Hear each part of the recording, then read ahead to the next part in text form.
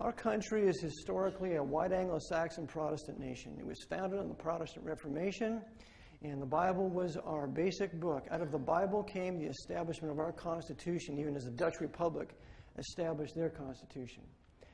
In beginning my book, I start out with with my thesis in that how would Satan's Jesuit general make the Pope the theocratic universal monarch of the world as foretold in the Scripture of truth? He would elect an absolute military dictator loyal to Rome in every nation. And he had done this in England by 1800 and in America by 1900. He then would start the Second 30 Years' War from 1914 to 1945. And some of the benefits would be the installation of Russia's Roman Catholic Grand Inquisitor. Yes, Stalin was a Catholic. He was trained by Jesuits at Tiflis Seminary. And he was a favorite of Cardinal Agagnian, who was the head of the KGB. The installation of Benito Mussolini, who was the one who restored the temporal power to the Pope to break up the Ottoman Empire so that they can start the whole scenario in the Middle East. And they did this all through Shriner Freemasonry. I also believe that they started the nuclear war hoax, and on that nuclear war hoax, namely airborne nuclear war, that they would use that as a basis for the Cold War. And with the Cold War, we would never interfere with all the communist advances being taken in Russia and China and so on. We go on a little bit more here, and we see that the nuclear war hoax would give birth to the Cold War. And this great deception would enable the Jesuit general to install dictators around the world who would be secretly or openly loyal to the Pope. He would accomplish this using his international intelligence community, the KGB in the East and the CIA in the West.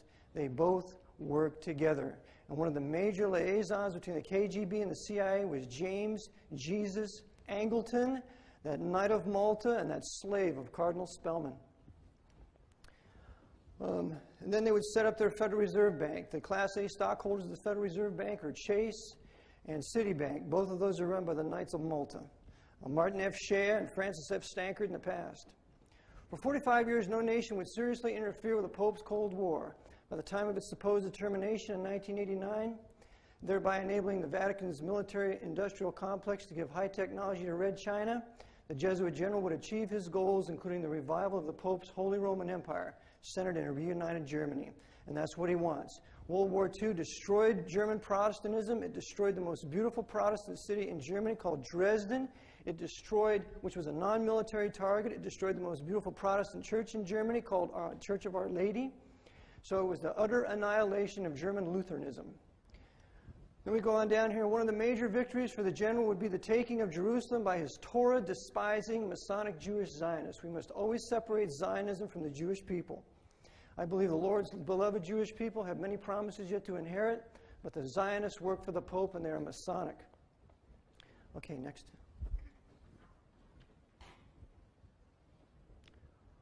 With every nation now subordinated to the temporal power of the Pope, the Holy Roman American Empire must now be destroyed.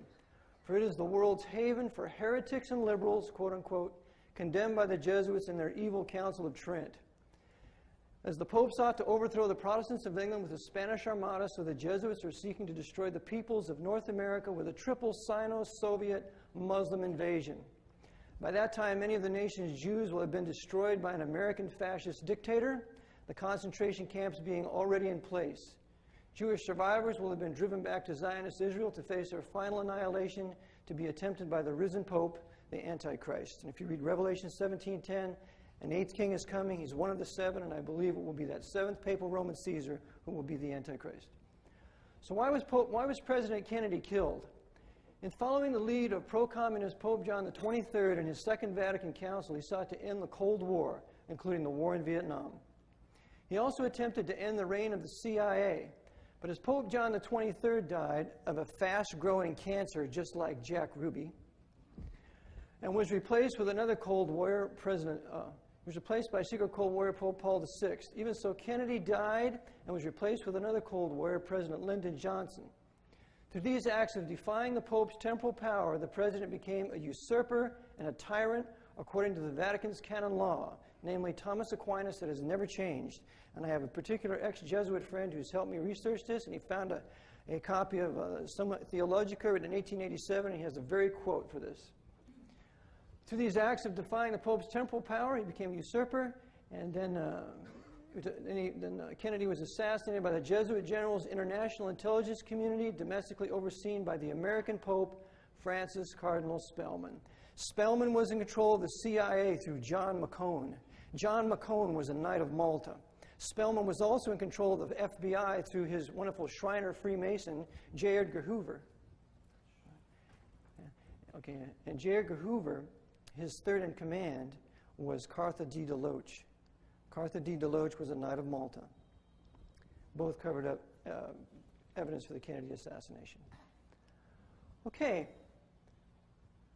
The present Archbishop, Edward Cardinal Egan, will continue this great Jesuit cover-up, he having ignited America's present papal crusade against the Islamic peoples of the Middle East and Central Asia through the attack and demolition of the World Trade Center and the Pentagon, carried out by his loyal soldiers within the Central Intelligence Agency, including its CFR, CIA Director, and Knight of Malta, George J. Tenet.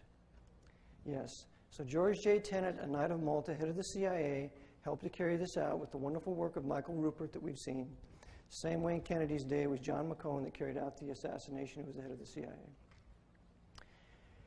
And with Tenet and the high-level Masonic Bush, House of Stewart, and the Bin Laden family dynasties tied together through the Carlyle Group, its CEO being another CIA, CFR member, and Knight of Malta, Frank C. Carlucci. And Mr. Carlucci, one of his old wrestling buddies, was Mr. Rumsfeld of the Secretary of Defense. So they're good fascist buddies. Yet another act of bold high treason will result in the mass murder of millions of Muslims. Remember, this is not a war against terrorism. This is a war against the Muslim peoples. Osama bin Laden, Yasser Arafat, the Crown Prince of Saudi Arabia, Saddam Hussein are all Masonic brethren. They all work together. George Bush, Skull and Bones, his father, a Shriner of Freemasonry, his uncle, Prescott Bush Jr., a Knight of Malta. They all work together, and they're going to orchestrate through this war everything they want, and it's going to be to the destruction of the Muslim peoples, not those Muslim leaders. That's why we can't find Osama bin Laden. Heck, they gave him promised software. Okay. I believe that this yet another act of bold high treason will result in this murder, the destruction of Mecca, Medina, and the Jerusalem mosques, including the Dome of the Rock and the Al-Aqsa Mosque. Remember, this is a war on the Muslim holy shrines because they destroyed the Protestant churches of Germany in World War II. They're going to get the Muslim shrines now.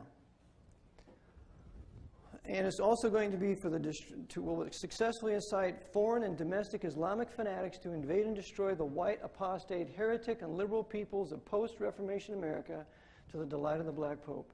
So what we have here in America is we have a Bible-rejecting nation. We can't have the Bible in public school anymore. And so as a result of that, our people now have departed from the Word of God. We've become a mixed people. We have no unity whatsoever among ourselves anymore. And so as a result of that, we will be easily conquered by a unified Muslim host, a unified Russian host, and a unified Chinese host. And we might as well include a unified Mexican host. They're all going to be coming up into our country in the future. Okay. Briefly, 5 empires. According to the book of Daniel, we are living, according to the book of Luke, during the times of the Gentiles. And Jerusalem shall be trodden down by the Gentiles till the times of the Gentiles be fulfilled. The Jews do not control Jerusalem. They have never controlled Jerusalem since 606, and they do not control it now. The people that control Jerusalem are the Masonic Jewish Zionists. Mr. Shimon Peres is a Mason. In fact, he was trained by Jesuits as a young man when he grew up in Poland. He's Jesuit trained. Now we understand why Shimon Peres deeded the old city of Jerusalem to the Vatican in September of 1993. Medo-Persia, Greece, Rome, at this time was what we're concerned about, Rome, that's the Holy Roman Empire. Rome never ceased to be a political empire, but it got religion in 312, 313 with Constantine.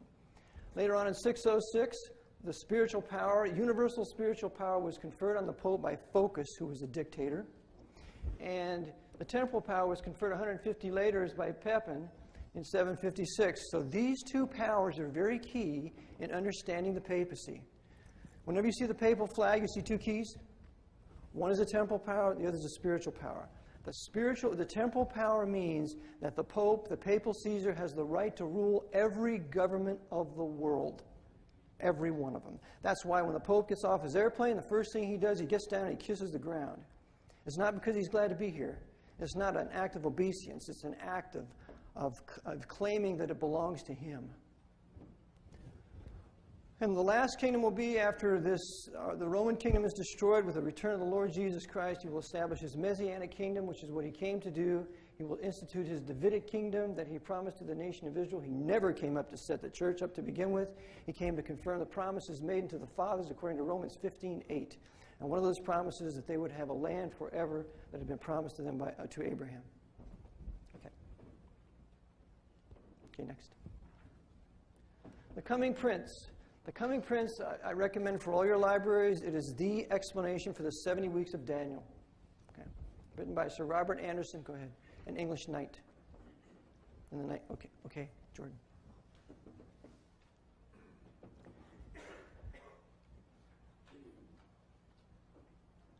Pardon my scribble. From the commandment to restore Jerusalem, which was in 445 BC, you'll find this in the book of Nehemiah, to Messiah the Prince, April 6, 32 AD, was exactly to the day 483 years, 69 weeks of years. After that period of time, Messiah was cut off, shortly cut off thereafter in 32 AD. 70 AD, Jerusalem and the temple were destroyed. Those two events, the cutting off of Messiah and the Jerusalem temple destroyed, are two events in between the 69th and 70th week. The 70th week will begin when the coming Roman Caesar, a coming Pope, will make a firm agreement with Israel for 7 years. Okay, next. Papal worship, another classic you need. It shows that Romanism and its doctrines and practice has nothing to do with true biblical Christianity, has nothing to do with the Word of God. Romanism has been the greatest persecutor of those of us who believe the Bible in history. In fact, my Protestant forefathers, the Dutch, used to have caps that they wore when they were warring against the papacy in Philip II. And on those caps, they had a crescent on it, and it said rather Turkish than Popish. Next. We've already seen that. We've already seen that. We've already seen that. The next one? Yes.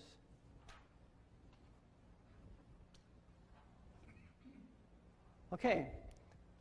We have the supremacy of the papal Roman Caesar in the Dark Ages. Take either date, whatever you want to start with, to 1517 AD.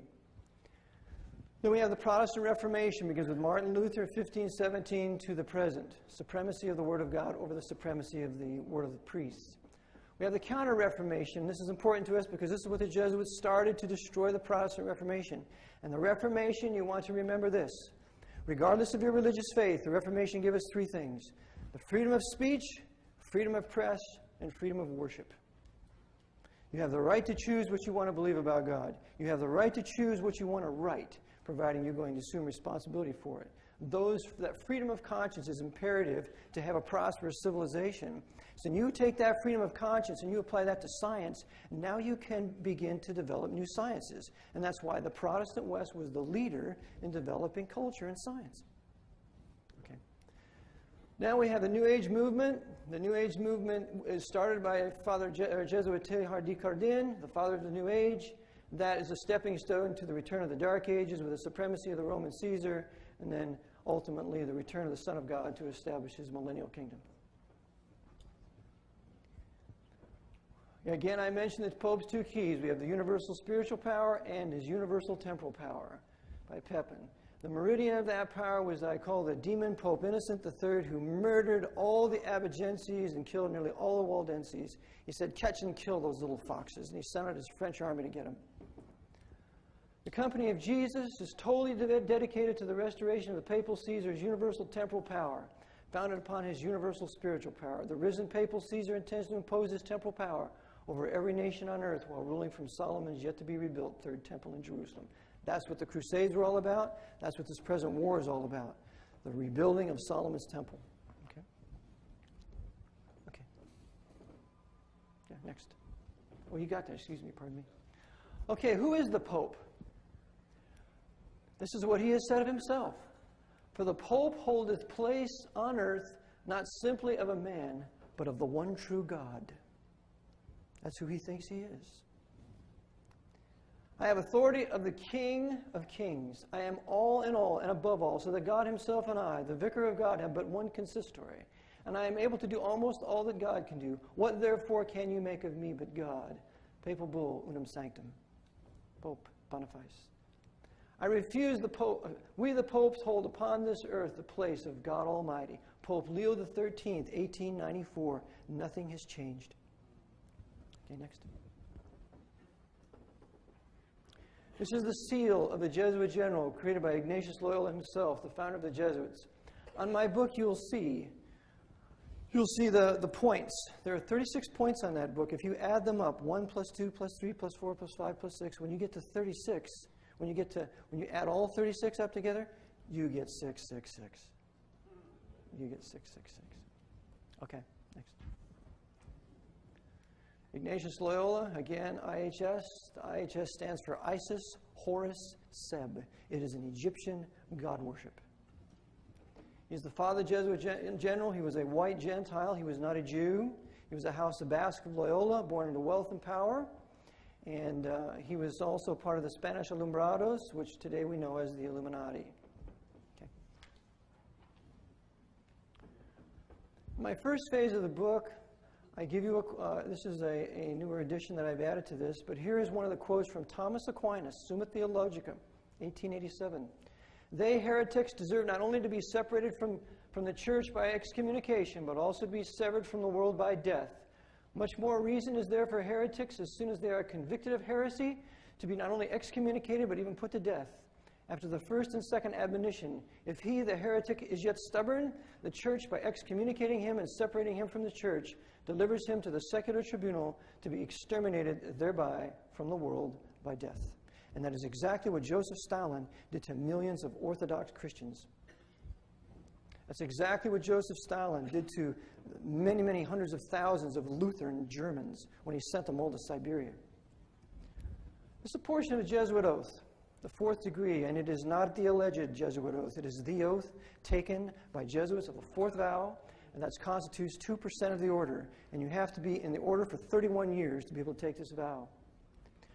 I do further declare that I will help, assist, and advise all or any of His Holiness agents in any place, wherever I shall be, in Switzerland, Germany, Holland, Denmark, Sweden, Norway, England, Ireland, or America, or in any other kingdom or territory I shall come to, and do my uttermost to extirpate the heretical Protestants or liberals' doctrines and to destroy all their pretended powers, regal or otherwise. That's conspiracy. Next. Next.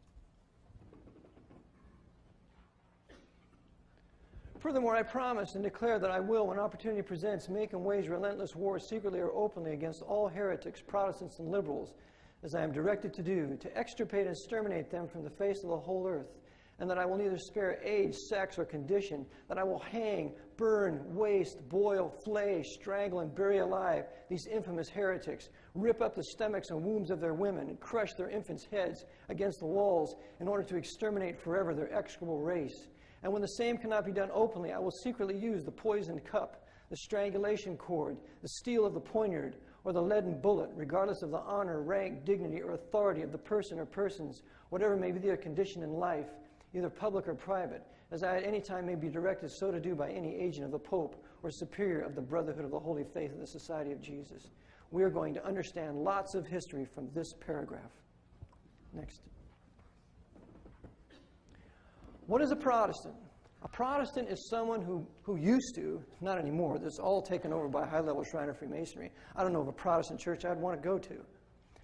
But a Protestant used to be someone who protested the papal power and who believed the Bible to be the final authority of faith and practice. These were deemed heretics by the Vatican and determined to be killed. The term liberal includes Roman Catholics who believe freedom of speech and freedom of the press, because there are some Catholics who believe that. There are some priests who believe that. And that's why Hitler's Nazi SS put about 2,500 Catholic priests to death, because those Catholic priests resisted the power of the Jesuits' SS. Okay, next.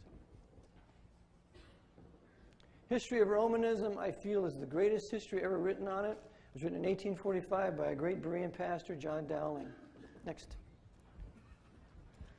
In this, he shows how he quotes in the Latin the destruction of the right to private judgment in reading the Scriptures. and the liberty of the press is forbidden. Sound familiar? Next. Again, we have the whole Latin quote.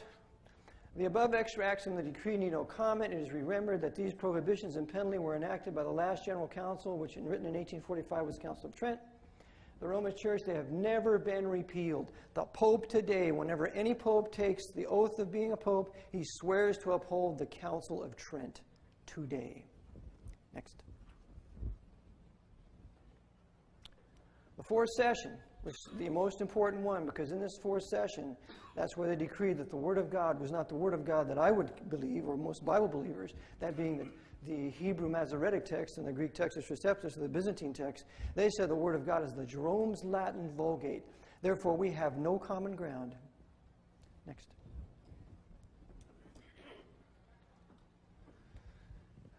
The fourth rule, the fourth congregation of the Index of Prohibited Books, enacted by the fourth session of the Council of Trent, approved by Pope Pius VI in a bull, issued on the 24th.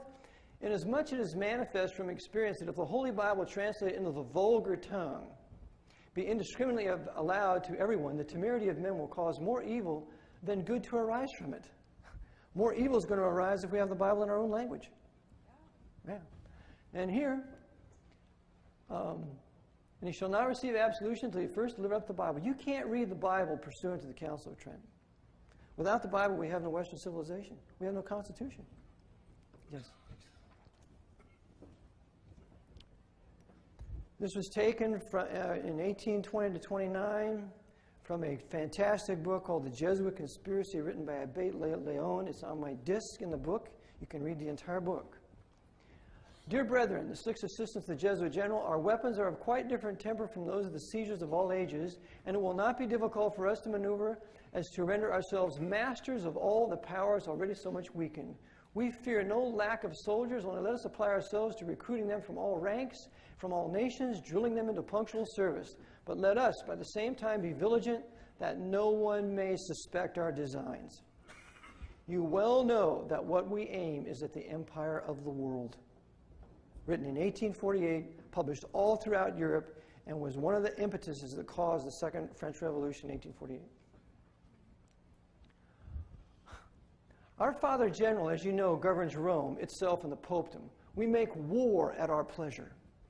Betwixt one prince and another, between a prince and his subjects, usurp dominion over cities and countries, fearing no discovery of our actions. Since our commerce is chiefly with great men, we know every public secret and can in a singular way dispatch, kill heretics and enemies of the Roman court. F. Doza. Aye, give me gold, plenty of gold, and then with such able heads and such resources as the church commands, I will undertake not only to master the whole world, but to reconstruct it entirely. Remember the Reconstruction? The American Reconstruction? Now we're having a reconstruction amongst the Islamic nations. Next. Successful in her assaults upon this country, she may put the world back again into the darkness of the Middle Ages. This, our country, has been used as the greatest tool of the papacy to create the New World Order. When the United States rules the world, the Catholic Church will rule the world.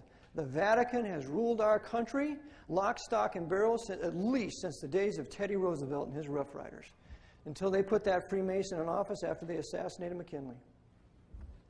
Every war we've been in since the Spanish-American War has been a Vatican war. Everyone. We all think we're patriots. I'm going overseas to Germany. My buddies are going to Nam. All for the Pope. Early in January, communism is an enemy. We are all against it. But we have another enemy also, older, shrewder. It is Roman Catholicism and its bid for world power. In the United States, it is Spellmanism. Cardinal Francis Spellman was the most powerful churchman up to his day that ever lived in the United States. Spellman was FDR's intelligence liaison overseas. He carried all his intelligence messages. He worked intimately with the OSS and Wild Bill Donovan, and Wild Bill Donovan was Irish Roman Catholic, you guessed it, Knight of Malta. St. Bartholomew's Massacre in 1572. This is when the Jesuits organized the attempted annihilation of all the French Huguenots or the French Protestants, first out of Paris and then ultimately out of France with the revocation of the Edict of Nantes in 1685. Next. Henry Garnet, the Jesuit who was one behind the gunpowder plot with 36 barrels of gunpowder in England. They tried to blow up the king and the Parliament. It was discovered. Guy Fawkes was put to death, and this was the Jesuit behind it. And here's what he said: "O God, destroy this perfidious nation. Extirpate from the earth those who live in it, to the end that we may joyfully enter into Jesus Christ, the Pope," because he claims to be Jesus Christ, "the praises that are due unto him." This is the kind of fanaticism that a Jesuit of the fourth vow has. The death of Gustavus Adolphus at Lutzen, 1594 to 1632. He was known as the Snow King and the great Lutheran hero. And here's what he said as he died. "Here he is dying, giving his last full measure for Protestant liberty, declaring to his killers, 'I am the King of Sweden, and thus I seal with my blood the religion and liberties of Germany.' Our hero's modest life and noble death furthered the Reformation that brought about the modern era with the Treaty of Westphalia in 1648. Any historian will tell you that the modern era began in 1648. The Dark Ages ended and the modern era began then. That's when science flourishes and we begin to build civilization." Japan, this is the most horrible story. The Jesuits came into Japan. They sought to conquer Japan. After conquering Japan, they sought to conquer China. Well, the Japanese got wise to them. They suppressed them and expelled them in 1614. In 1622, they hung many Jesuit traitors, and righteously so. Here's Matthew Rickey conquering China for the Pope in 1605 with IHS. It did not succeed. Next. We're going to jump 200 years in the future. We're going to look at these two men here. This is Albert Fall, and this is Knight of Malta, Edward Dehaney. Albert Fall was the Secretary of Interior. He made a secret deal with Dehaney because Dehaney was an oil man, and Edward Dehaney was far richer than John D. Rockefeller. When was the last time we ever heard of Edward Dehaney? Okay? This evil and calculating man bribed his old friend Albert Fall into leasing Navy oil land in Elk Hills, California, which oil netted him $100 million in gold. Dehaney then built Navy fuel storage tanks at Pearl Harbor in the name of national security. This is in the 20s, folks. When did the Japanese attack? 41. They're planning in the 20s for a Japanese attack. Okay? And Dehaney talks about this Mongol invasion. Fall was convicted of taking a bribe from Dehaney, but after 4 court battles, Papal Knight Edward Dehaney was found innocent of giving the very same sinister bribe that Fall had been sent to prison for receiving. That shows how they control the courts.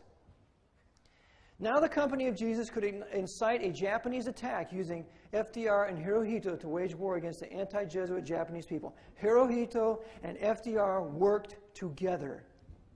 I had an old missionary Japanese friend, Daniel Fuji. He said we couldn't stand Hirohito. He lied to us. Here's a Japanese traitor. This is an admiral of the Japanese fleet that attacked Pearl Harbor. Having been exhorted by the orders of Emperor Hirohito and Admiral Isoro Yamamoto, educated at Harvard, that the fate of the Japanese Empire will depend on this issue of this battle, this shameless traitor refused to order a 3rd airborne attack wave at Pearl Harbor, sparing essential targets including ship repair and fuel storage facilities. The harbor's above-ground fuel tanks built by Knight of Malta Edward Dehaney in preparation for the Pacific War were filled to capacity with 4.5 million barrels of oil and remained untouched.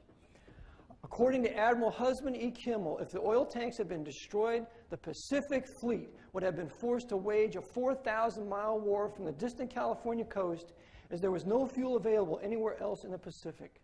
The Battle of Midway would never have taken place, during which Japan lost half of its fleet. Since the purpose of the Black Post attack on Pearl Harbor was merely to incite 14th Amendment America to declare war on Japan, Nagumo's attack was never intended by the Japanese High Command under Jesuit control to destroy the base. As a result, the fate of the Japanese Empire was sealed. Japanese treason, American treason, Dwight Eisenhower being the most disgusting American general traitor who probably ever drew a breath. Irish Massacre, 1642, is when the Jesuits motivated the Irish to kill their own people. Next.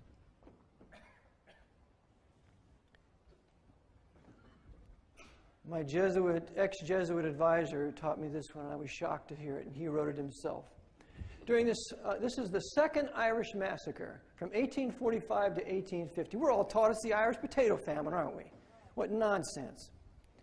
During this 5-year period that with Queen Victoria sitting on the British throne, Jesuit-controlled, the whole House of Hanover was Jesuit-controlled since George III, the royal butcheress of Ireland, who managed to raise her infamous son, Jack the Ripper, closely attended by her Jesuit advisors, freighters laden with Irish meats, vegetables, etc., were departing Irish ports en route to other countries at the rate of about 7 freighters per day. The Jesuits in control of Victoria were starving Ireland. In the night, while nearly 1 million of my Irish ancestors were starving to death. In the 1930s, the company would cause Stalin's massacre of the Orthodox Ukrainians and the so-called famine in the Ukraine, ordering Stalin to lock up all the food as millions perished. In addition to producing another Vatican harvest, the Irish Protestant body count, the ensuing increased Irish immigration provided the Jesuits with a stepped-up flow of Irish Catholics to the United States to help build within that Protestant nation a blindly obedient papal fifth column as an instrument for destroying American constitutional self-government. It worked. In the 1960s, the Jesuits would cause the forced mass immigration of North Vietnamese Catholics to South Vietnam by using Ho Chi Minh, who had a Catholic advisor as a bishop advisor, to spread the rumor that his communists were going to kill all the Catholics in North Vietnam. The U.S. Navy, controlled by Cardinal Spellman's Francis Matthews, who was the head of the Knights of Columbus at the time, provided the vessels for that movement. Next. Oliver Cromwell. Oliver Cromwell that overcame the machinations of the Jesuit order and saved Protestant England. Next.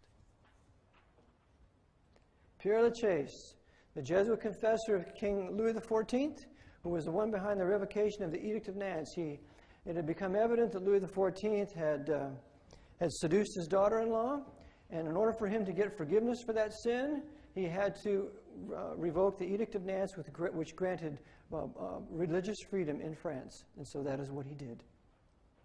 Next. Now we have the Jesuits torturing the French Protestant Huguenots in 1785. Next. Now we have Jesuit ascendancy and power. They're getting more and more powerful. This is Ridpath's History of the World, printed in 1898. You can't find this in any encyclopedia today.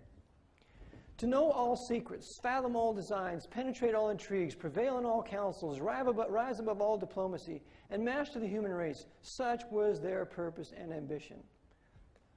They had all power over intelligence, and we shall see that includes today the FBI, which was started by Charles Bonaparte in 1906 or 8. Next. These are the Guarani reductions in Paraguay. From 1600 to 1750, this is where the Jesuits perfected communism. Communism is not Jewish. Communism is not Zionistic. Communism is Jesuit. That's where they were perfected for 150 years. Next. On these reductions, universal equality prevailed. The principles of socialism or communism, very much now as understood, 1894, governed all the reductions. Now we know where the 13th, 14th, and 15th Amendment came from. The 13th Amendment is, remember the French Revolution, liberty, equality, fraternity? 13th Amendment is liberty. 14th Amendment is equality. 15th Amendment, fraternity. And I'll also add that this Jesuit-controlled government didn't want to raise the blacks to the same level as the whites. But the 14th Amendment reversed the origin and character of American citizenship, made U.S. citizenship primary, state citizenship subordinate to that, and the privileges and immunities of this new 14th Amendment U.S. citizenship did not include the Bill of Rights. Slaughterhouse Cases, 1872. Next. Okay. We now have the Jesuits starting up Freemasonry, again, 1717. And the purpose of Freemasonry is that their principal desire was the destruction of the Temple of Solomon. The higher I went into the order, the Jesuit order, the more corruption I saw within the institution. I was invited to attend a secret black mass by high-ranking Jesuits in a monastery in the northern part of Spain. When I knelt to kiss the ring of a high official, I saw a symbol on that ring that made my blood run cold. It was a Masonic symbol, a thing I hated, and I had been told to fight against it. I found out the Jesuit general was also a Mason and a member of the Communist Party in Spain, Alberto Rivera, probably the greatest living man of the last 50 years. The purpose of Freemasonry that the Jesuits revived, to maintain the order's death grip over the Pope, the College of Cardinals, and thus the papacy. To destroy the Protestant Reformation while restoring and maintaining the temporal power of the order's infallible Pope over every nation. To gain possession of Jerusalem in order to rebuild Solomon's temple for the Pope, which after every Masonic lodge is patterned. Next. So the Jesuits have all this power. They revive Freemasonry. They're controlling the kings. They're the confessors of all the nations. They control all the money.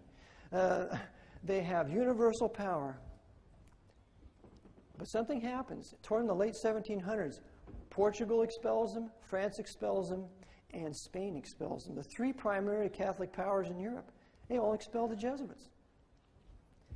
In fact, the expulsion of the Jesuits from Spain would make a fantastic movie. So, as a result, the Pope suppresses the Jesuits in 1773 with a papal bull, not a papal brief, it's a papal bull. And when they suppress him, the Pope says, "This suppression will be my death." Indeed, he was poisoned 14 months later with a terrible poison called a keta, and a keta can be given by the dose to determine how long you want that person to suffer and die. Okay, next. And here's the Honorable Pope Clement XIV, who had the courage enough and the guts enough to suppress the Jesuit order. Next. Here's the murdered Pope John Paul I, according to David Yallop in his In God's Name. And here's the Black Pope's Freemason, Jean Cardinal, who was the one responsible behind the murder, with his other Masonic brethren working for the Jesuit general, Pedro Rupe. Next. Here's a system of the papacy, the cardinals, the archbishops, the bishops, priest congregation, and the system of Freemasonry. The sovereign grand commander, the grand inspection general, thrice illustrious grand commander, blah, blah, blah. It's all the same system, all the same religion, just two different manifestations of it. So why should we be surprised when we see them work together?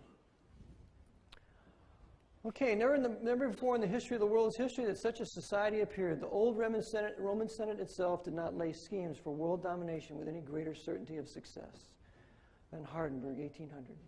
Next. Jesuit General Ricci. Jesuit General Ricci is the one who was the Jesuit of the suppression, the general of the suppression. He started the Illuminati with his Gentile German, Adam Weishaupt. Weishaupt was not a Jew. He was a Gentile, a white Gentile. There are many, many Germans by the name of Weishaupt. Next. Frederick the Great protects the Jesuits during their suppression, and guess who he is? He's the head of all Freemasonry on the continent. So why should we be surprised to see the alignment between Freemasonry and the Jesuits? Next. There's a lot of people that say, well, the Jews are behind the Jesuits. No, they're not. There's no Jews in the Jesuit order. There were, but in 1593 there was a statute that was passed that forbade them to be in it. The Constitution of the Jesuit order contains 6 impediments against reception into the order, the first of which is Jewish descent up to the 4th generation. And since 1593, General Council of the order have many times proclaimed that Jewish descent must be considered as an impurity, a scandal, a dishonor, and infamy. Francisco Sarez, noted Jesuit theologian, also states that Jewish descent is an impurity of such indelible character that it is sufficient to prevent admission into the order. No Jews in the Jesuit order. No Jews in the SS. Is there a relationship there? Sure, because Heinrich Himmler patterned the SS after the Jesuit order according to the Fuhrer himself. Next. And there's Weishaupt. A wonderful man. We all know of him. Okay, next. Next. George Washington. Yes, George Washington was a Mason in his early days, but according to his own words, he went to the Masonic Lodge once or twice during the last 30 years of his life. General Washington was a godly man, and he was baptized by a Baptist preacher by the name of John Gano. and the Lord used him to give him our country. If it wasn't for this man, we would have never successfully broken away from England with the help of Lafayette and Catholic France, who at the time, Catholic France had expelled the Jesuits. Okay. So France was to pay for that. Okay, Weishaupt and his fellow Jesuits cut off the income to the Vatican by launching leading the French Revolution, directing Napoleon's conquest of Catholic Europe, eventually having Napoleon throw Pius VII in jail at Avignon, till he agreed as a price for his release the reestablishment of the Jesuit order. This Jesuit war in the Vatican was terminated by the Congress of Vienna by the secret treaty of 1822, Treaty of Verona. The French Revolution and the Napoleonic Wars was payback for the Roman Catholic monarchs of Europe and the Pope suppressing the Jesuit order. Napoleon Bonaparte was a Roman Catholic Freemason. Robespierre was a Roman Catholic Freemason trained by Jesuits in the College of Clermont in France for 9 years, 8 or 9 years. The French Revolution was orchestrated by the Jesuits. The Jesuits had been confined to Corsica when they came back from Spain, when they were shipped back to Spain. You know where Napoleon came from? Corsica. Corsica. He was their man. He was what was called a very wealthy French lady said, Robespierre on horseback. He was no hero. And he was also a traitor. Here's Napoleon. After he has done his dirty work of conquering Europe, killing thousands of people, punishing the monarchs, punishing the Knights of Malta, driving the Knights of Malta from their island, confiscating all their weapons and treasures. After he's done the duty of the Jesuits, here he is now abandoning his army of men, 250,000, to the snows of Russia. You men, how would you like to be in a war and your leader abandon you in snow? Would you like that? Okay. The Jesuits, upon the Pope being declared infallible in 1870, wished to take a step towards the accomplishment of their great object of establishing a universal monarchy with the white Pope nominally at the head and the black Pope holding the reins. This is how the papacy works. The Pope is merely a figurehead for the Jesuit general. He does what he's told, and if he doesn't, it's curtains for him. The papacy obeys the Jesuit general and has since 1814. Next. And that was written by a nun, M.F. Cusack, who was a godly and brilliant nun, a Bible believer. It is with these insights we shall fully understand the 19th century leading into World War I. The Brotherhood will make great gains in its re-entrance into Japan. Its assassination of Japanese Emperor Komei at only 36 years of age. The overthrow via resignation of the Japanese Tokugawa shogun. Japan's lifting the Christian ban. Its destruction of America's Protestant and Baptist Calvinist republic. And the Pope being declared to be infallible in 1870. The order would also experience great losses as the Pope losing his temporal power to the Catholic Italian patriots, as well as the expulsion from the German Empire in 1872 and from Republican Catholic France in 1880. The 19th century was a century of disaster again for the Jesuits in Europe. They're expelled by France in 1880 by that wonderful Gambetta. They're expelled from Germany with Bismarck and the Reichstag. That's why we had the Reichstag fire. By the Reichstag in 1872. And they're expelled by Italy. And the Pope's temporal power is taken in 1870, and he would lose it until Benito Mussolini comes along and takes it back. Next. And here's this devil-worshiping wizard, King George III. When I found that picture of him, I thought, wow, this fits. Okay. This blind and deaf, most evil of English kings, whose parliament established Roman Catholicism as a state religion for Quebec. Here's a supposed Protestant establishing this for Quebec, a British holding, and whose prime minister was the Jesuit Lord Shelburne, secretly preserved the political and financial power of the Jesuit order. During this Jesuit suppression, they were protected by George III. So our revolutionaries were fighting a Jesuit-controlled king at our Revolutionary War. As we shall see, Rome's present quest for an international fascist, socialist, communist police state is the same policy for the Jesuit General's Holy Alliance. That policy of no religious freedom and no political freedom has been continued by the Black Pope's international intelligence community. All the intelligence agencies, dear friends, all work together. Watch it as it unfolds in this war in the Middle East. The Mossad works with the CIA works with the SVR now, it was the KGB, the BND, the ISI of Pakistan, MAC of Osama bin Laden, they all work together because they're all tied together at the top through Shriner Freemasonry and the Knights of Malta. Okay. Alexander, probably the greatest Russian Tsar who ever lived, he expelled the Jesuits in 1820 because they sought to keep the Bible from circulating in his country. As a result, they poisoned him, and the Jesuits would be expelled from Russia for over 100 years until remarkable things happened, like Lenin allowing the Jesuits to return in Russia in 1922. That tells you who's behind the Bolshevik Revolution. Okay? Next.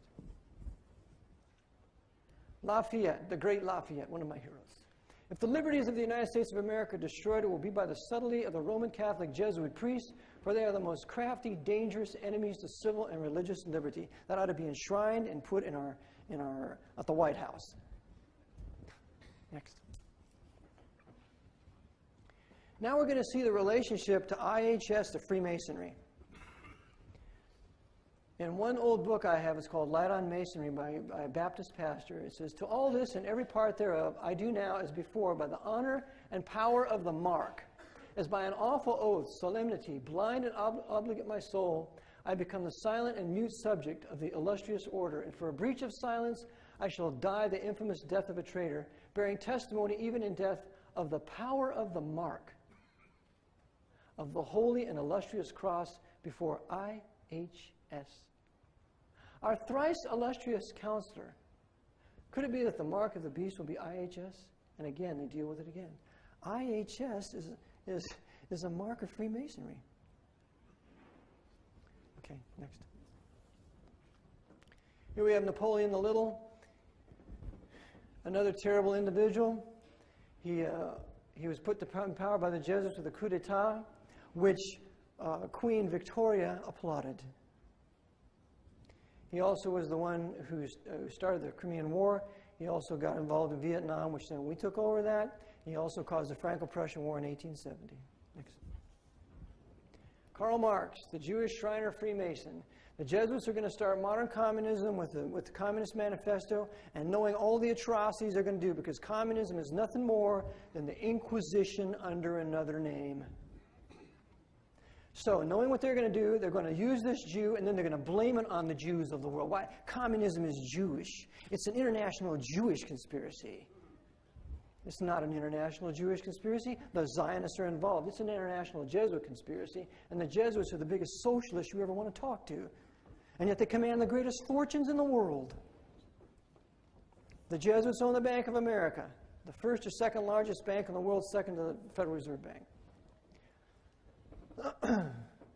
By this time, the Jesuits are busy conspiring against our nation, and Samuel Morse makes this very clear. He talks about the conspiracy against the liberties of this republic, and this was in the 1830s.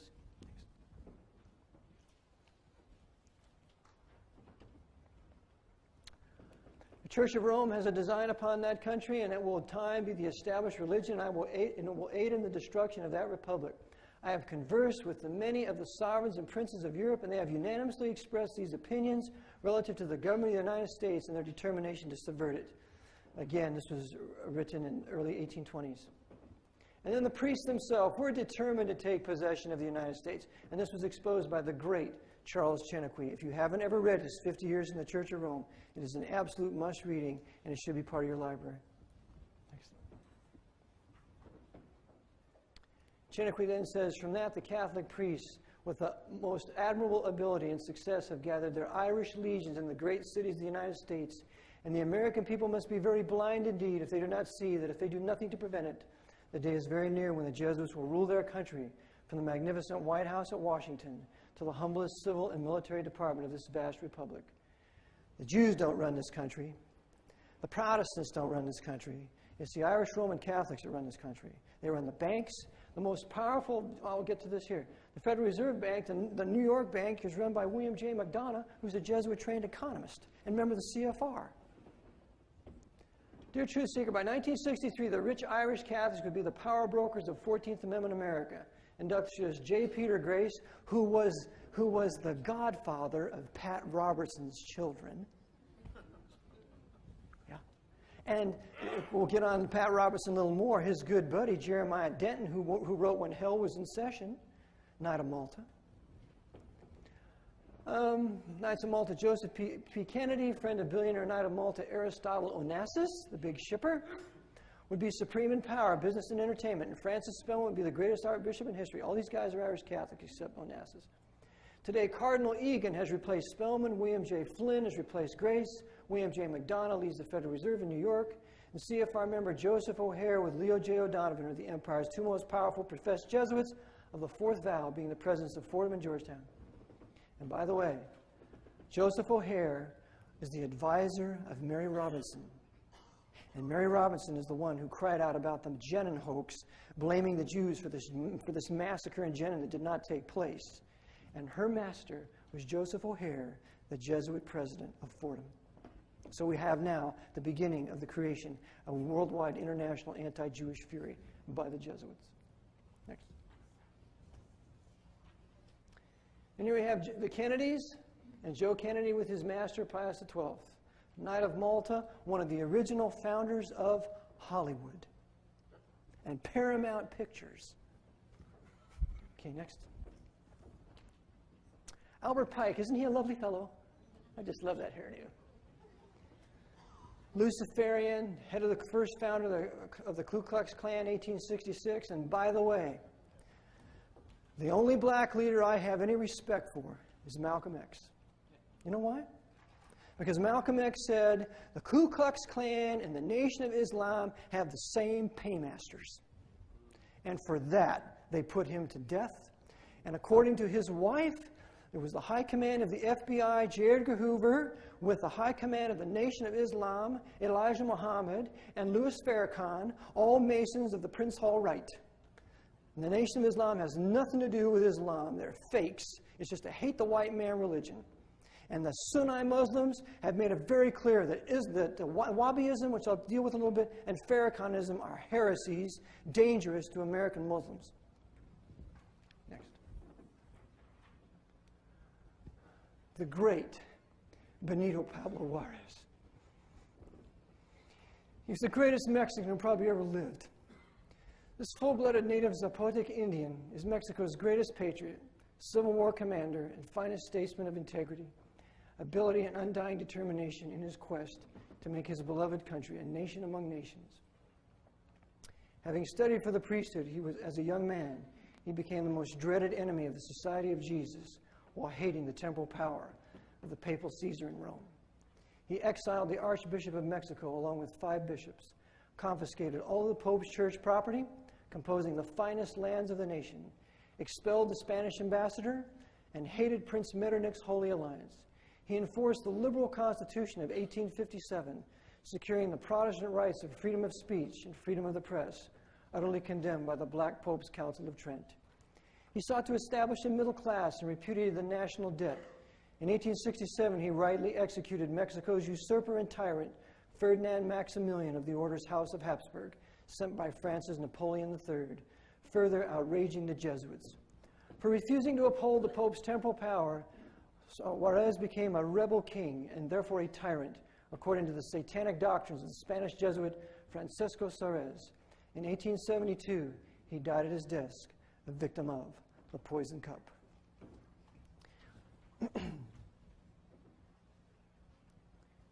This is the reversal of American citizenship. The 14th Amendment caused U.S. citizenship to become paramount and dominant, and state citizenship subordinate derivative. Who says? Selective draft law cases. 245 upholding slaughterhouse cases. Next. Next. One of the most wicked men who ever drew a breath in our country. He's the master of the 14th Amendment, the evil Thaddeus Stevens, who was the utter dictator in the House of the Representatives. He was called a traitor by President Johnson while he destroyed the government of the old Union, changed its form and spirit, and made a new Union with new theories and powers. Horace Greeley, one of Stevens' masters, adds, "We have brought all laborers to a common level by reducing the whole working population, white and black, to a condition of serfdom." They reduced us all to the same level. Just like C.S. Lewis said, we've got to cut them all down to the same level of ciphers. There can be no great men. Okay. Next. Here's John Surratt, who at 23 or 21 masterminded and carried out the assassination of Lincoln. Here he is arrested in 1867 in the Pope's Zouave army. And notice the fez. Ever seen a fez before? Notice where that occurs also? Masonry, the Shriners. Here's Surratt in 1916, lived to be an old man. He was a hero in the eyes of the papists for carrying out that assassination. Next. About this time in 1864, Pope Pius IX condemns, in his syllabus of errors, of 80 errors of civilization, here are a few of them. Reprobated, forbidden, and condemned is the proposition: by the exercise of any religion whatsoever, men may find the way to eternal salvation and attain eternal happiness. In other words, you don't have a right to choose to believe what you want to believe. Finally, there is a proposition: the Pope of Rome must conform and accommodate himself to progress, to liberalism and modern civilization, which is reprobated, forbidden, and condemned. No, we're going back to the Dark Ages if it's up to the Pope. Next. Bismarck. The great Otto von Bismarck was the one who, with the Reichstag, expelled the Jesuits from the German Empire. Germany would pay dearly for this, with a second 30 Years' War from 1914 to 1945. Victor Emmanuel, first king of Italy, took the temporal power from the Pope. The Pope locked himself up in the Vatican, declared himself a prisoner because he didn't have any more temporal power. Victor Emmanuel still remained a Catholic, and he said, Pius IX, you can still be my spiritual head, but you don't have temporal power. I'm the king of Italy. For that, the Pope excommunicated him, cursing every part of his body. I have the curse in my book, if you want to read it. Next. The great Michael Leon Gambetta, a Frenchman. He was Prime Minister of France, France's first orator. France had expelled the Jesuits, and for their expulsion, which he was a part of, he was shot by accident by his mistress assassin. It's interesting, it's always by accident. Next. Okay, the Jesuits at the time of, in the 19th century, late 19th century, they have this disaster in Europe. Where do they go? They go to England and America. The two greatest Protestant citadels of freedom and faith in the world. The Jesuits make that their kingdom. And it's from there that they will launch out and cause their second 30 Years' War. If there was a land in which work was to be done and perhaps much safer, much to suffer, it is here, England, where heresy conquered in England, it would be conquered throughout the world. All its lines meet here, and therefore in England, the Church of God, Rome, must be gathered in all its strength. Henry Cardinal Manning. Remember, the Jesuits have controlled England since 1800, and they've controlled our country since 1900. Next. The great idea of the Jesuit has always been a universal spiritual and temporal monarchy in which the Jesuits should reign supreme. England has always been the place desired for the base of operations necessary to this end. Hence the blood, the tears shed, and the schemes undertaken in this country by the Jesuit. He has by no means ended his efforts for the subjugation of the world to Rome through England. Does that sound familiar? Everything you read about England and the British monarchy is true, but she is subordinate to the Jesuit general. In fact, when she goes to Stonyhurst, she curtsies to the Jesuits there. And Stonyhurst is really the capital of England, just like Georgetown is the capital of America. Today, they are strong in the United States than they ever were in any of the countries in Europe in which expelled them as a menace to the government. 1912, our hero, Jeremiah Crowley, born-again, Bible-believing man who was an Irish priest. Next. Victoria. Again, we are at a loss in describing this most careless of European monarchs. Deceptively portrayed as an enemy of Rome by the English Cardinal Wiseman, Queen Victoria, like George III, was completely in the hands of the militia of the Black Pope. During the British century, 1900s or the 1800s, her prime ministers, Viscount Palmerston and Benjamin Disraeli, used the diplomatic and military might of Protestant England to restore and maintain the temporal power of the papal Caesar around the world. London never came to the aid of struggling peoples as they resisted the continental tyrants enforcing the Jesuits' Holy Alliance, but rather secretly opposed their efforts. England refused to give asylum to the Italian patriots when they fled to British Malta in 1849, conducted the Opium Wars against the order's hated Chinese Manchu dynasty. Why did the Jesuits hate the Manchus? Because the Manchus kicked them out. So they used England to wage that opium war against them. Approved of the Jesuits' coup d'etat of Napoleon III's French Empire in 1852, sided with the Jesuits' Crimean War against Orthodox Russia in 1856, fired the American anti-slavery agitation. Of course, slavery, the federal Congress had no power over slavery. It was a domestic institution, causing the merciless annihilation of our white Southern Protestant culture and the war between the states and the pro-Negro Reconstruction from 1861 to 1876.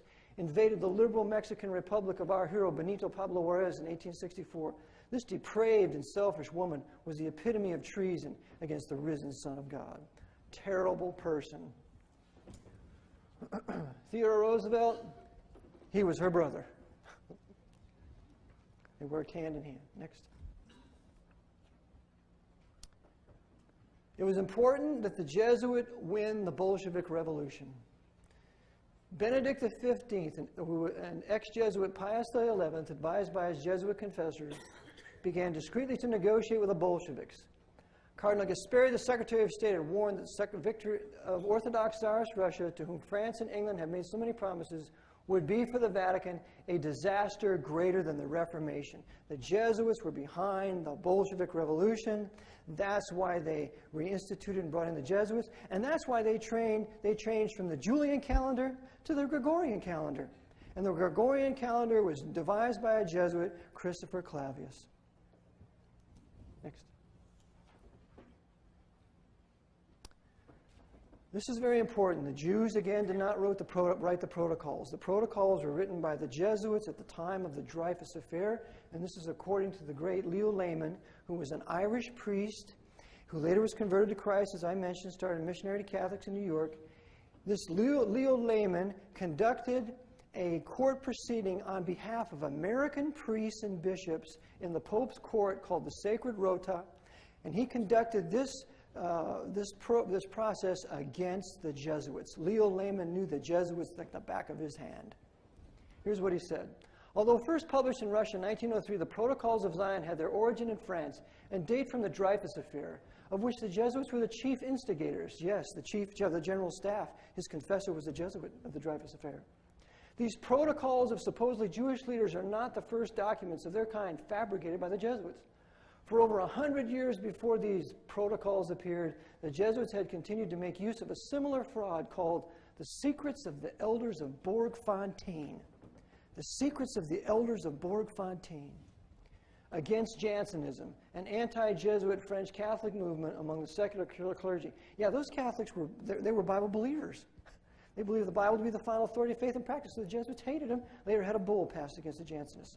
But they put out this Secrets of the Elders of the Bourg-Fontaine prior to the protocols. Next. The French Revolution and the Russian Revolutions are identical. Therefore, the authors are the same. Both revolutions were based on communist writings of Freemasons. Both revolutions plundered the state churches. Both revolutions ended the monarchies.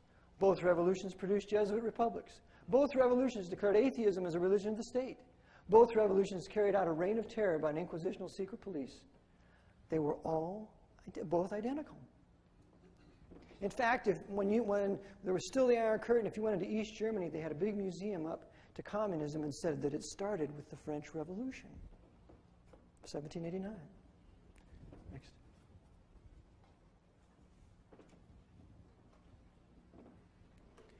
Okay, the Bolshevik revolutions take place. The Bolsheviks are in power. The instruments of this new alliance between the Soviets and the Vatican were to be the Jesuits. This is out of priest James Atko's great work, Descent into Darkness, 1965. Reportedly, there were and had been for a considerable time large numbers of representatives of the Jesuit order in Moscow, including Bishop Edward Rupp. Okay, so the Jesuits were working in conjunction with their Bolshevik servants and the papacy. And I believe they set up a secret concordat, and that's why we had all this mass murder of the Russian Orthodox people. Next. This is a very important man right there. You never hear a word about him, and it's hard to find his picture. This man is Nicholas Brady, Knight of Malta. And get this. He rose to become owner, director, or chairman of over 100 corporations, including Chrysler Corporation, Brooklyn Subway, National City Bank, and Anaconda Copper. National City Bank is one of the holders of the Federal Reserve. And Chrysler, do you know any other Knight of Malta that's been head of the Chrysler in the past? Lee Iacocca. The agent in the Kennedy assassin who tells the driver, who tells Carl Renas to drive the bullet shot-up limousine back to Ohio to get it repaired. It was Iacocca that he dispatched his chief of security of the Dearborn Division of Ford Motor Company. Next. We have here Edmund Walsh. He conducted this quote-unquote relief mission into Russia.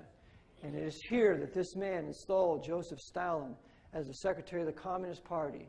And Joseph Stalin, remember, had been trained by Jesuits at Tiflis Seminary. And the overseer of Joseph Stalin became Cardinal Agagnian, who also was the head of the KGB and had also been educated at Tiflis Seminary in Georgia, just outside of Russia. Next. Next. Armand Hammer, another wonderful man. Here is another Masonic Jewish Zionist, member of the Council on Foreign Relations. Hammer, a traitor to his own Jewish race, built major industries within communist Russia. For a time, all trade between the United States and Soviet Russia passed through his hands. Working with the Jesuits, Irish, Episcopalian, and Roman Catholic Henry Ford, who circulated the Jew-hating protocols, and whose son, Henry Ford II, formally converted to Catholicism, married in the McDonald family, like McDonnell Douglas. That's an Irish Catholic Knight of Malta family. Builds all our fighter aircrafts. Fordson tractors were brought into Russia as early as 1923. Ford. So as the head of Occidental Petroleum, he freely entered and exited the Black Pope's Russian police state whenever he wished. He greatly contributed to the Jesuit-authored illusion that international communism was Jewish, making Bernard Stemfel's Mein Kampf believable, justifying Hitler's final solution. This is what the Jesuits did. They used all these notorious Yiddish Jewish Zionists in the revolution. They blamed the Bolshevik Revolution on them. That turned around, fired Europe up against the Jews in Russia, and that was a basis for Operation Barbarossa and the invasion into Russia with the Einsatzgruppen, killing the Jews in Russia. So the Jesuits used the Jews to justify killing the low common man Jew in Russia. Brilliant scheme. Next. When I found this picture, I almost passed out. It's Anthony Cave Brown's Wild Bill Donovan's The Last Hero. Here's Donovan, the head of the CIA, going into the Vatican, getting the highest award the Pope can give to him for a lifetime of secret intelligence services to the Vatican. So why should we be surprised to see the CIA working for the Vatican when a man by the name of Vince Canestraro, who was in the CIA, is now the chief of Vatican security at this moment? Okay. He was also not a model. This is, anybody remember Jesuit General Sherman of the South? Remember how he plundered and destroyed the place? He plundered the Protestant South. That was all Protestant white folks from Atlanta to Savannah that he killed, raped, pillaged, and plundered. His son, Thomas Sherman, became one of America's most powerful Jesuits. Next. Here we have Lucky Luciano, and he was lucky. Isn't he a nice guy? Really smiling? This head of the Mafia Commission in New York was in prison, and supposedly he helped secure a successful invasion of Sicily, for which reason Cardinal Spellman got him released and deported back to Sicily in 1946. Do you see how Cardinal Spellman controlled the most powerful mafia don of his day? So why should we be surprised to see mafiosos like Jack Ruby and James Files, the shooter on the grassy knoll, all mafiosos, working with the Secret Service, the CIA, and the FBI, all working together. Next. My Lord, see my Lord from this room I govern not only Paris, but China. Not only China, but the whole world, without anyone knowing how 'tis managed. This is intelligence. We're going to get to the establishment of the FBI in 1908. Next. And here's that lovely Masonic papal knight, Charles Joseph Bonaparte, who is directly related to Napoleon and also Napoleon III. This is the man that starts the FBI. They were concerned, they called it the bureaucratic bastard. The FBI, the bureaucratic bastard.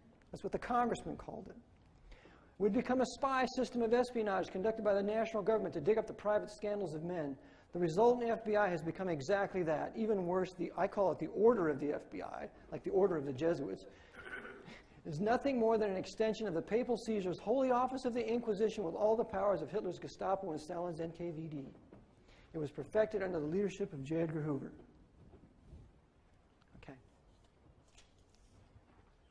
And here are these two mutual homosexuals making a date.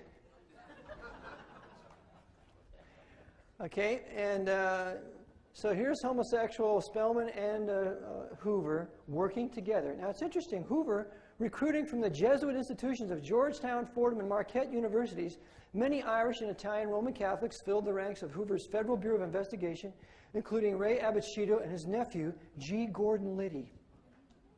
G. Gordon Liddy was recruited from Fordham, okay? But Liddy would not think on Nixon. And for that, the order's most reversed federal judge, John J. Sirica, put Liddy in jail for 20 years. We're going to punish you, G. Gordon, because you're not going to go along with the program. And I admire Gordon for that. He didn't talk. 8 years later, he was released. As Hoover, Spellman, CFR Press Lord Henry R. Luce intrepidly mesmerized the mind and duped the American public in carrying out the Black Pope's anti-communist agitation. Remember, the Jesuits are in control of communism. So they get us going, anti-communism, anti-communism, anti-cosmism, while they're busy destroying our liberty. Never a true blow ever being dealt to communism. Next. Now we're going to deal with the Titanic, when the Jesuits sunk the Titanic. By the command of God, it is lawful to murder the innocent, to rob, and to commit all lewdness, because the Pope is Lord of life and death and all things, and thus to fulfill his mandate is our duty. The Jesuits sunk the Titanic because of John Jacob Astor and his relationship with the Louis Brandeis, who was the Supreme Court Justice, because they were both against the establishment of the Federal Reserve Bank.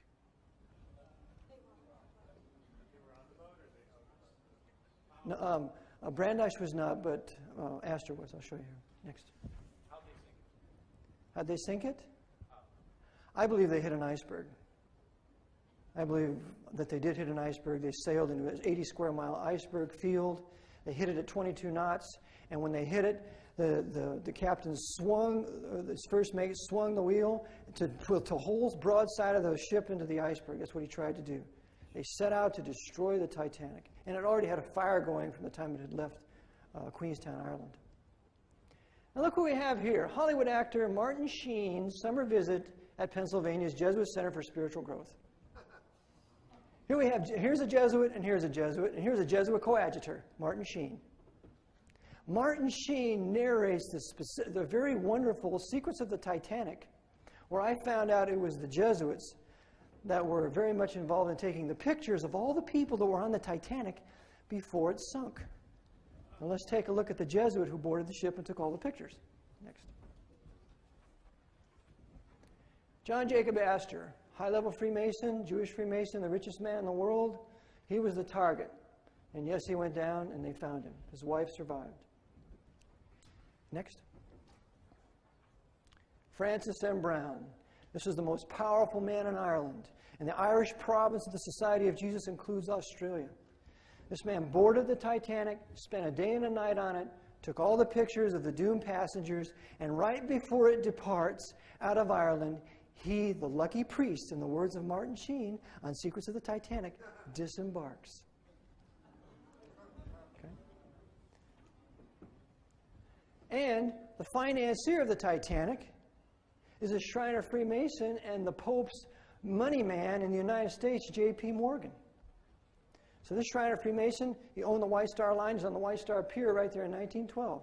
Then they went on to create the Federal Reserve Bank. With the Federal Reserve Bank created, they now can begin the Second 30 Years' War, because that's how they paid for it.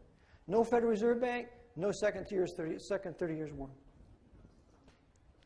Isn't he a lovely man? I mean, doesn't he look like the rat that he is? This is the Jesuit General Count Vladimir Hauck von Lederchowski.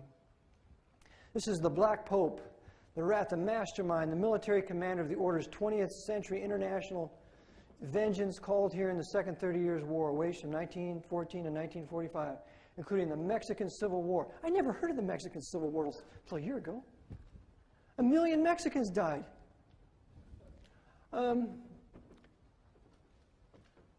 World War I, the Bolshevik Revolution, the Spanish Civil War. Yes, the Spanish Civil War with Francisco Franco, all carried out by the Jesuits. And this is a very important lesson. I may not have time to get to it.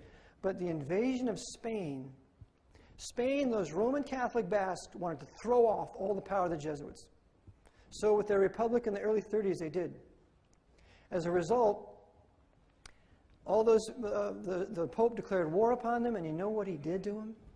He called his Wahhabi Islamic leaders, because the Wahhabi Muslims are like the Jesuits of Catholicism. The Wahhabi Muslims that were started in the 1700s, and now the House of Saud is the Wahhabi champion. Saudi Arabia is Wahhabi Neo-Islam, condemned by all the Sunni Muslims.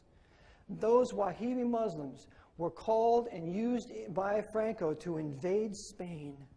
And you know who they were led by, those Muslims? Cardinal Segura, a Roman Catholic cardinal. Here we see the Jesuits using their Islamic assassins in the invasion of Spain. I tell you, this is a preview for us. Next. Now we have the Second 30 Years' War with all these things that begin to happen. I believe I'm going to have to cover a couple more things here. A high point, Night of Malta, Joe Kennedy brings FDR to power. Night of Malta, Franz von Papen brings Hitler to power. Hitler, Himmler, and the Jesuits. Next. Here are all these generals that the Jesuits killed because they got in the way. Admiral Canaris wanted to surrender Germany prematurely. Erwin Rommel, he knew the invasion was going to be at Normandy. They called him back. SS killed him. Reinhard Heydrich, the blonde homosexual beast. What was his problem? He wanted to win. He's not playing the game. Heinrich Himmler wanted to surrender the Third Reich at the end of the war. For which reason Hitler stripped him of all of his power, ordered him to be shot. And so Himmler escapes out of the frying pan into the fire to Britain, and of course, that's the end of Himmler. Meanwhile, Sir Stuart Menzies, who's Knight of Malta, head of the British SIS, he takes in Walter Schellenberg after the end of the war, head of the SD. So last is General Andrei Vlasov, a great Russian general who wanted to unite with American troops to overthrow Stalin. He was taken back and murdered in Lubyanka. And then General Yamamoto in 1943 wanted to surrender Japan, so Doolittle shot him out of the sky on the orders of the Jesuit general. Next. And General Patton wanted to march on Russia, so Patton was on a contract for $10,000 given by Knight of Malta, Wild Bill Donovan. He was poisoned in the hospital because he was recovering from his accident. Well, the Knights of Malta, the OSS, murdered Patton. The SS murders Canaris. The NKVD murders Vlasov. The Mossad murders Rabin. It's all the intelligence agencies keeping the men in political power and in military power in place. You get out of place, you're history. You've got to play the game, unless you know the Son of God. Okay, they want to reunite Germany into a new Holy Roman Empire. That's exactly what they're doing now. Next. This is very important. The Jesuits, in their own house organ, Civilta Catholica, Catholic civilization, have said, fascism is the regime that corresponds most closely to the concepts of the Church of Rome. Never forget it. Whenever you have a fascist government, you know the Jesuits are behind it, someplace, somewhere. Next. And here's what von Papen said, the Knight of Malta that entered into the Concordat with Hitler, for Hitler with the Pope. The Third Reich is the first power which not only recognizes but puts into practice the high principles of the papacy. Knight of Malta, von Papen said this. Okay? Next. By the way, von Papen was released at the Nuremberg trials. Isn't that interesting? He doesn't get executed like he ought to be.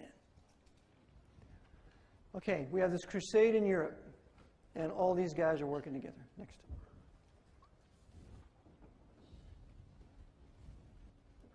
And this is the issue on Patton. I just covered it. Okay, next. Killed with cyanide.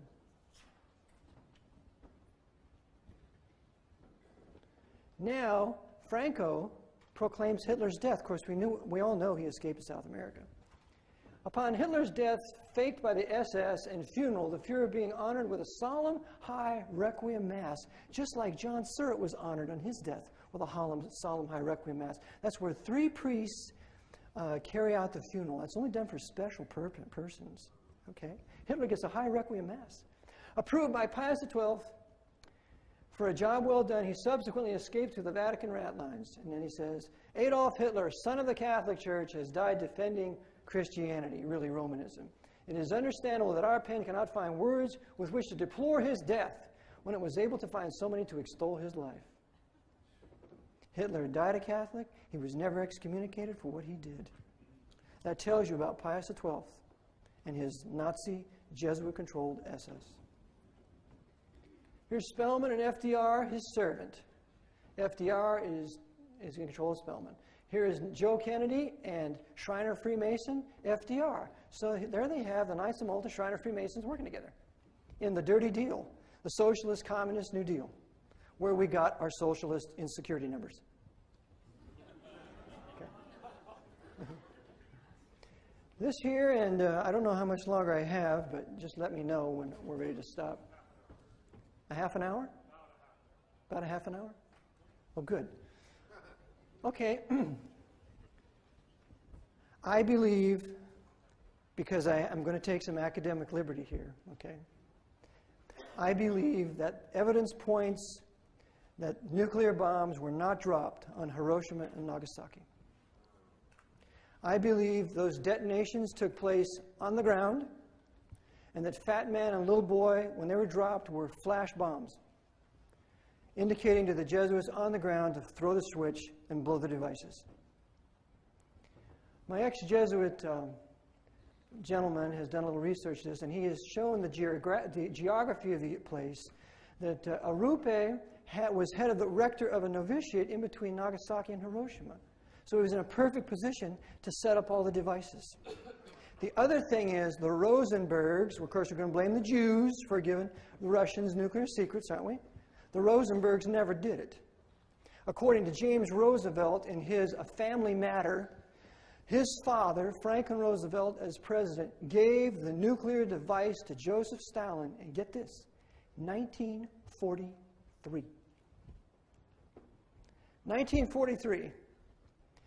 They give all the nuclear devices to Stalin, goes up to Alaska, comes down through Russia, they ferry it across the channel into Japan, they build these devices probably over a series of months, and then when the time arrives, they detonate these devices because Japan was ready to surrender. They didn't need to blow these devices. They have to create their fear terror weapon to justify the Cold War. Because after all, isn't Bush and Putin talking about reducing the nuclear arsenal? Doesn't that get thrown in our face every time we turn on the TV? It's the nuclear war hoax that is the foundation of the Cold War.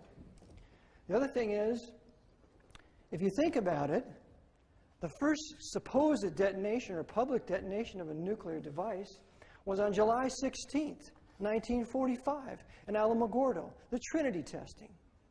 You know how many days later Hiroshima was bombed? August 6th? 20 days. Are you telling me that from the first time a nuclear device is ever blown, because there were no airbursts before that, no airbursts had ever taken place, the first time this nuclear device is detonated, in 20 days they're going to build 2 bombs, they're going to put all these components in there, and then they're going to put it on a ship, the Indianapolis, and then they're going to send it over to Tianjin, then they're going to fly it over with no Japanese resistance, of course, because the Jesuit general made sure that these dummies that were dropped weren't going to have any interception by Japanese fighters, because we've got to pull this off. You tell me that happened in 20 days? If any of you guys been in the military, do they work fast? Huh? 20 days. I don't believe it. They may have dropped the bombs, but all the indications that I can see, no, they didn't do it. And so they created this hoax on the basis for the Cold War.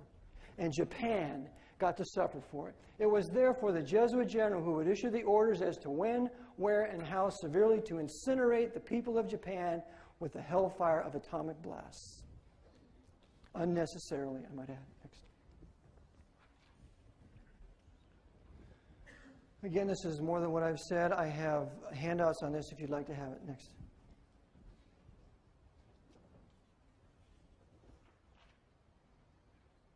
For this reason, the selection of the two cities at such close proximity to the Jesuit novitiate was to have a single redundancy backup, and for proper construction, management, and control purposes, including the coordination of the time triggering the atomic blast with the time of the dropping of the harmless dummy, I say flash bomb, the B-29.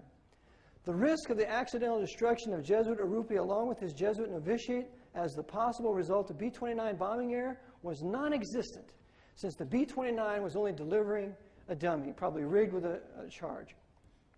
B-29 played the role of a patsy, the Lee Harvey Oswald of the atomic attack.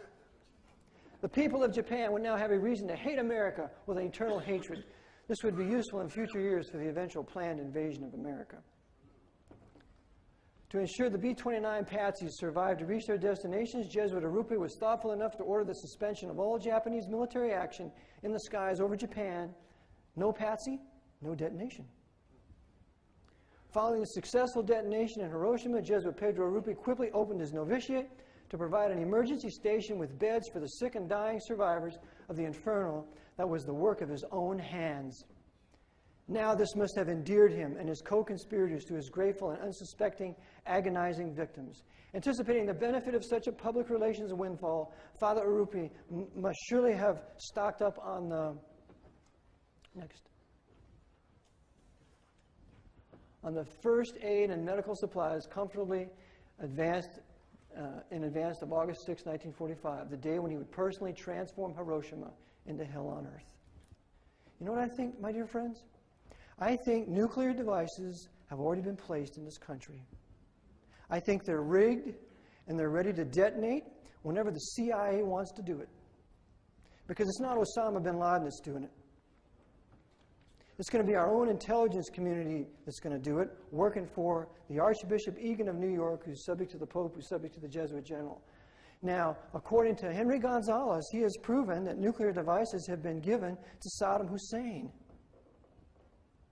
So now, Saddam Hussein, when we attack Iraq, and these things get detonated in maybe Los Angeles or Philadelphia or wherever they might want to do it, now, what do you think the American people are going to do once they detonate these devices?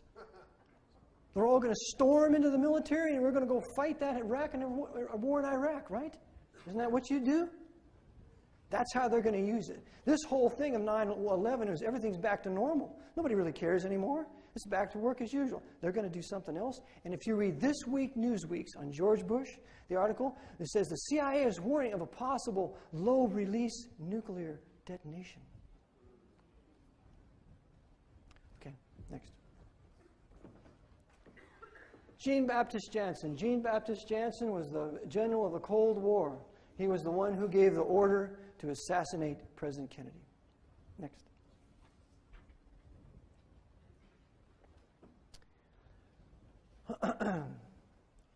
We have the Jesuit general involved in international drug trade. The international drug trade carried out by the Mafia and the CIA is orchestrated by the Jesuit general. That is his trade, and he uses that to finance his international terrorist network, because all the terrorist networks can work together. PLO, Hamas, Islamic Jihad, you name it, they all work together.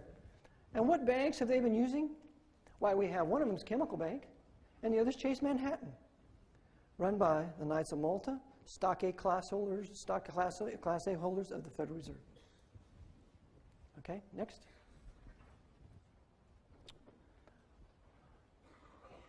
Here's an interesting name, William E. Simon. Doesn't he have a son that's running for governor out here? Doesn't he?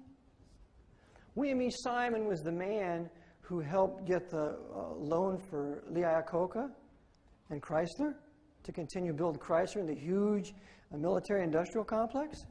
William E. Simon is a Knight of Malta. And I would imagine his son is also. So whoever you get here in California, you're going to get the son of a Knight of Malta, William E. Simon's son, or you're going to get Gray Davis. You know what Gray Davis is? Knight of Columbus. Knight of Columbus, fourth vow, takes pretty much the same oath that the Jesuits do of the fourth vow. Two wonderful fellows. Of course, I can't talk because from my state, I have good old Tom Ridge, Office of Homeland Security, another papal knight, the new Himmler.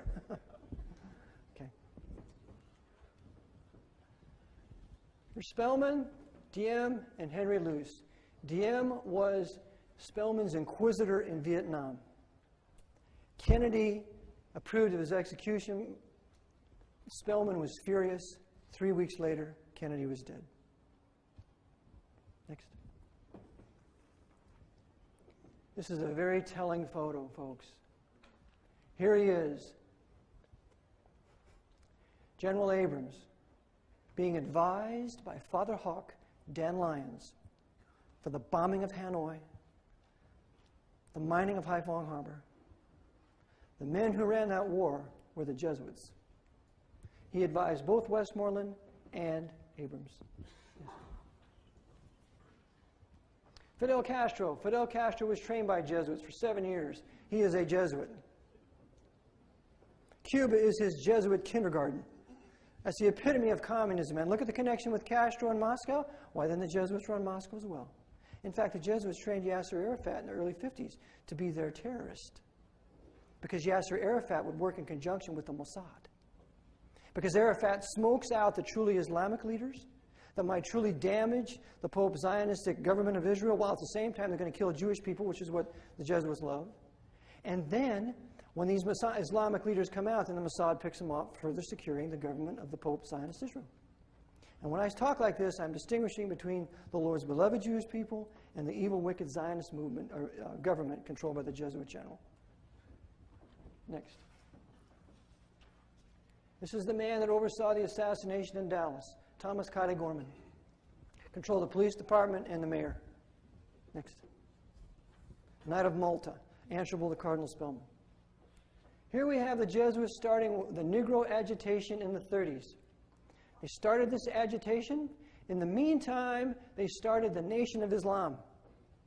The Nation of Islam is all Masonic, all controlled by the Jesuit general, and certain notorious Masons involved with it, like Louis Farrakhan, and friends like the Reverend Jesse Jackson. All Freemasons of the Prince Hall Rite.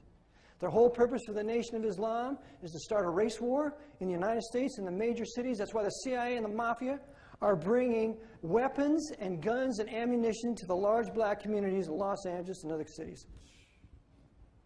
The Jesuits are behind this. And I have a few friends in the Nation of Islam who realize this, and one of them is going to tell. This guy went to a meeting of Minister Farrakhan, and for 12 times he tried to interrupt him, ask him about the Jesuit order, and Farrakhan wouldn't answer him. Okay, next. All the assassins of Kennedy. Spellman, who oversaw it, Claire Booth Luce, J. Peter Grace, Dean Rusk, and Henry Luce. They are the ones who did it. Next. All Knights of Malta, and Claire Booth Luce is a Dame of Malta. William F. Buckley, he's in on it. And he still lives. Next.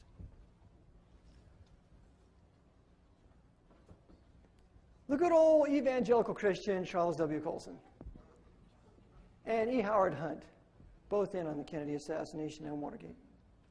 Next.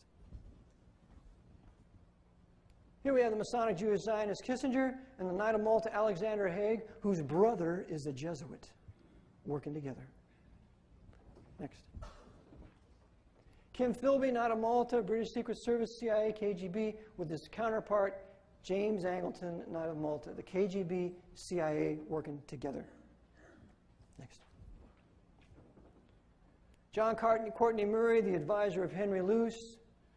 Luce oversees as part of the assassination of Kennedy. He buys the Zapruder film for $150,000, locks it up in a safe for 5 years until it was subpoenaed by Jim Garrison. Next.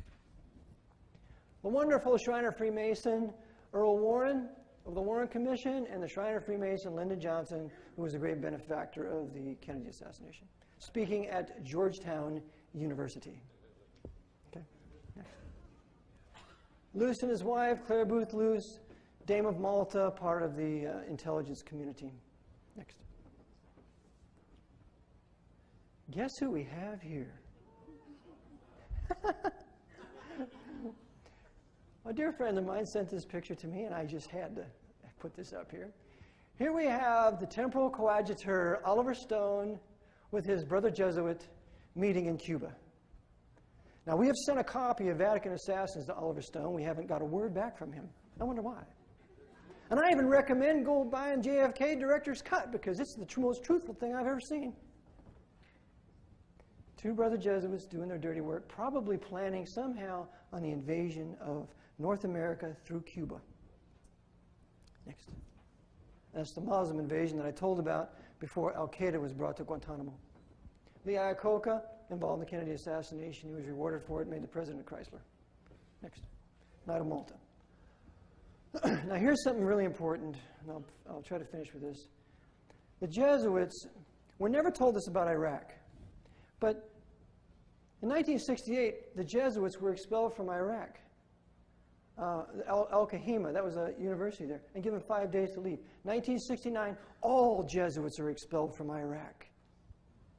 Could it be the last 20 years of bloodshed and war on the Muslim Iraqi peoples was for their expulsion at the hand of that Jesuit stooge, Saddam Hussein, who gassed his own people? I think maybe. Next. And here's William Casey and his brother Jesuits at the Fordham University, and Casey, of course, was the head of the CIA. So we see a Jesuit connection with the CIA. Here's Thomas Smolk. He's the Jesuit provincial, the California provincial. He is the master of Gray Davis. He'll be the master of your new governor. And I'm sure he knows all about the Chinese invasion into Long Beach, for which Los Angeles will most probably have to be neutralized. I tend to think that there will be some kind of a scare or a biological release or some kind of a low nuclear device going on in Los Angeles to secure a beachhead for the Chinese coming. And this guy knows all about it. He's a provincial. You have the provincials, you have the assistants, and then you have the Jesuit general. Go ahead.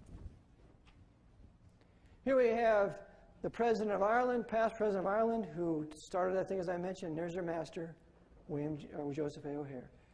And here's Rockefeller and Kissinger all working together. The Jesuits control the Council on Foreign Relations. The Council on Foreign Relations belongs to the Archbishop of New York. Next.